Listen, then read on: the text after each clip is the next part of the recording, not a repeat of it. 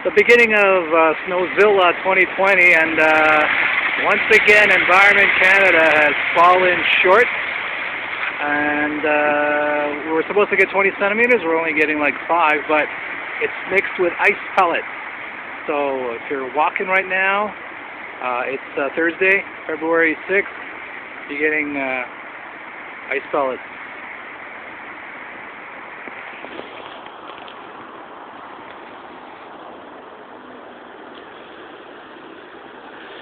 At the corner of Lac-Qui and Cremazie, we are watching the storm develop live on Emmanuels Montreal.